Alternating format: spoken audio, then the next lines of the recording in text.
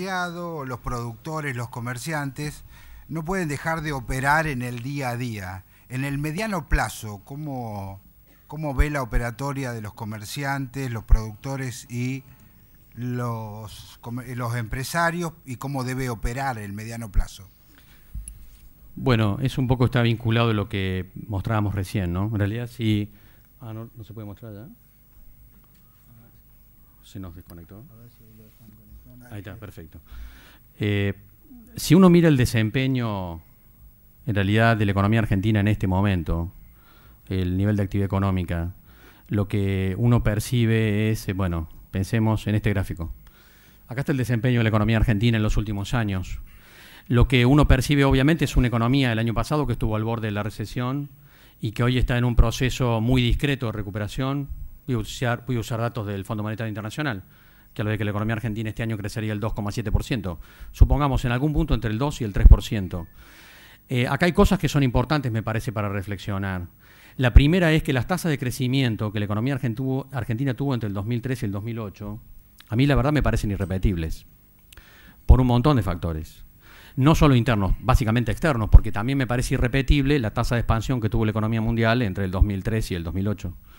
Ahora, esto me plantea la necesidad de afinar muchísimo lo que dijimos de la micro.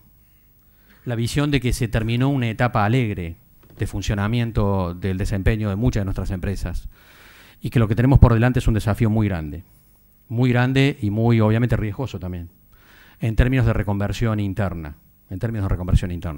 Creo que muchas de nuestras empresas no tienen ni la escala ni la tecnología adecuada. Y muchas de nuestras empresas tampoco tienen la logística comercial adecuada. Y por supuesto que lo que hay por delante no es la cajita feliz de McDonald's. Es un escenario bastante traumático para la mayor parte de nuestros sectores empresarios.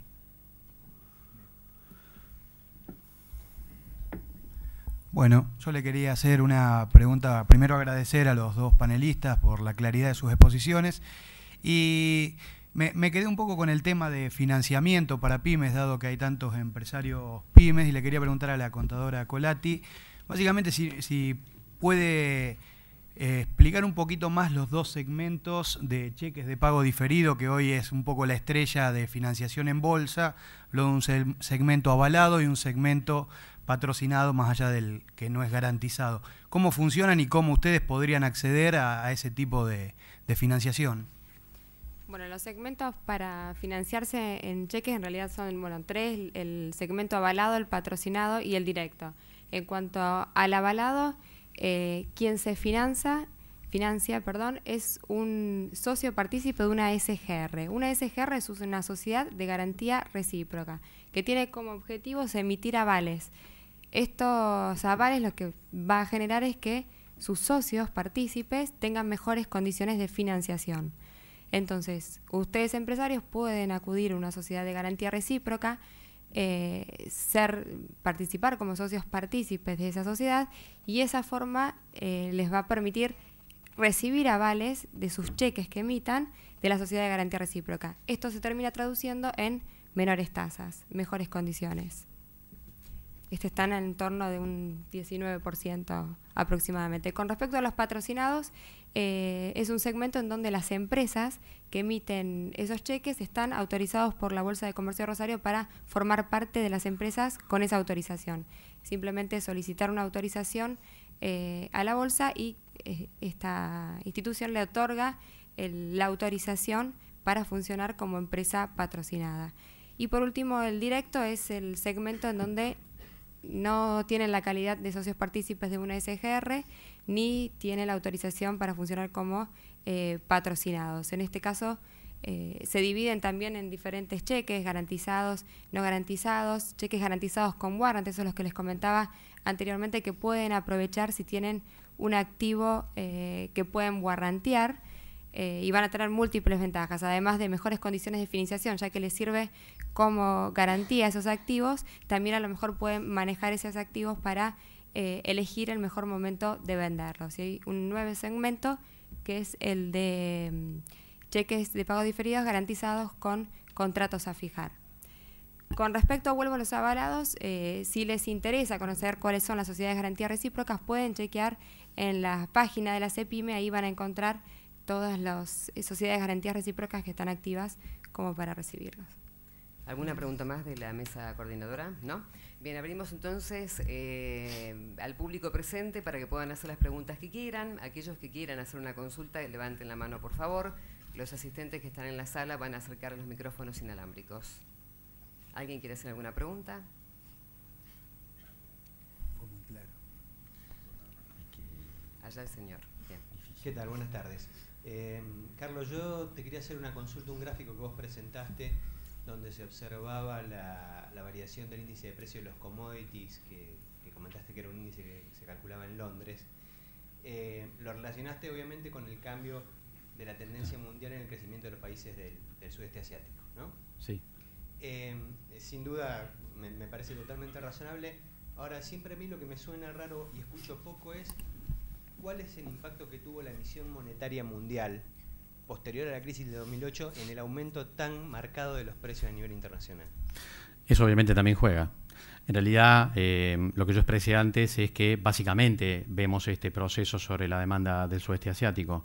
Ahora, por supuesto que la posición de Estados Unidos de reducir sus tasas de interés a partir del 2001 generó un proceso de debilitamiento del dólar a nivel internacional que se traduce después inevitablemente en un aumento de los precios de los commodities.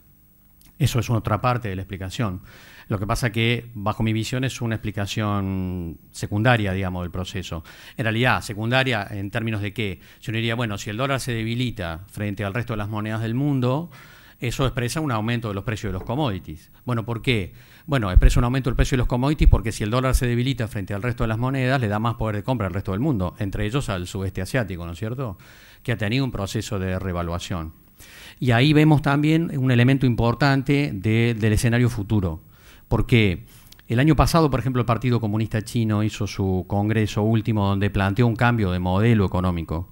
Y en realidad el cambio de modelo económico expresaba una película de los últimos 20 años, donde la posición del gobierno chino fue, bueno, ¿por qué China creció durante 20 años? Básicamente motorizado por exportaciones y motorizado por inversión. Ahora, el planteo es que el modelo tiene que cambiar y orientarse básicamente a que el motor tiene que ser el consumo interno. Eso tiene que ver con una decisión estratégica en parte y por la presión de Estados Unidos y de la Unión Europea también. Es decir, Estados Unidos y la Unión Europea hace rato que vienen presionando a China para que revalúe su moneda. Y si uno ve el proceso de estos últimos años, ve una revaluación que puede estar entre el 5 y el 6% anual. Y esa revaluación obviamente tiene que ver con desequilibrios mundiales y la presión de las principales potencias sobre China. Ahora, lo que uno está percibiendo es que el gobierno chino está convalidando eso. Se lo está diciendo a su propia sociedad. Vamos a un proceso de revaluación cambiaria que en realidad es lo que va a expresar el aumento del consumo interno por una mejora del poder adquisitivo.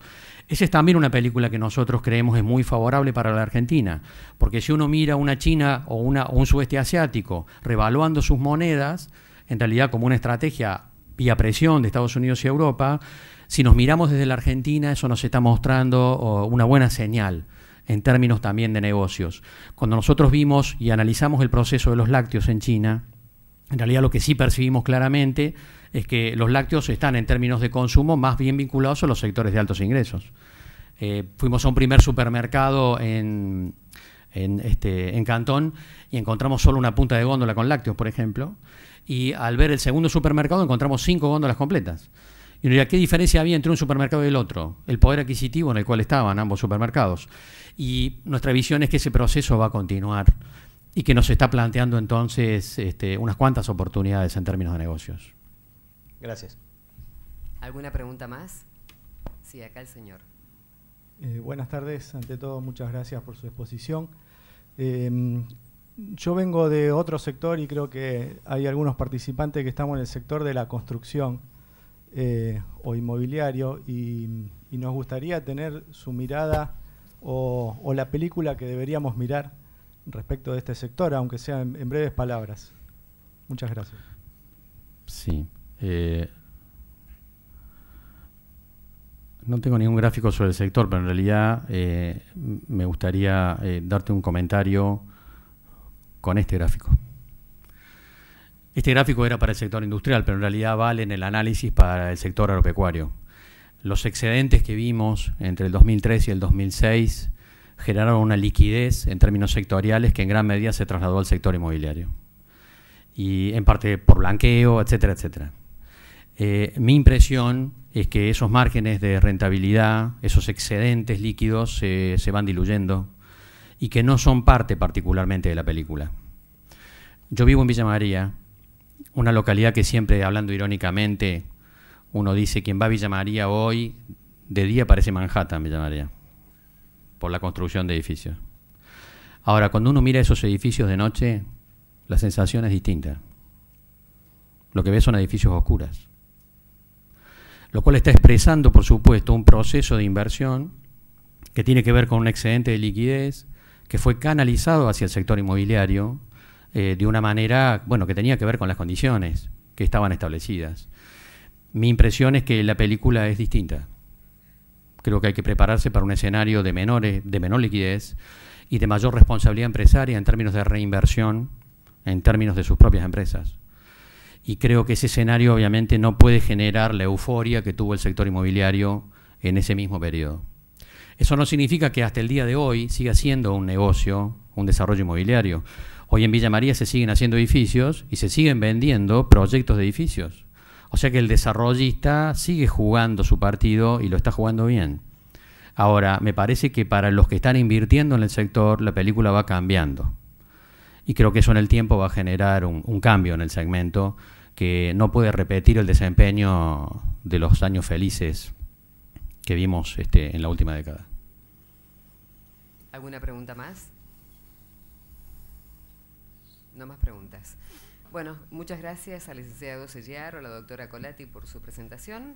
Vamos a hacer una pausa de 20 minutos, un coffee break. Los esperamos aquí nuevamente pasado ese lapso para escuchar otra disertación también muy importante como la del licenciado Tomás Bulat. Muchas gracias. ¿Este era tuyo?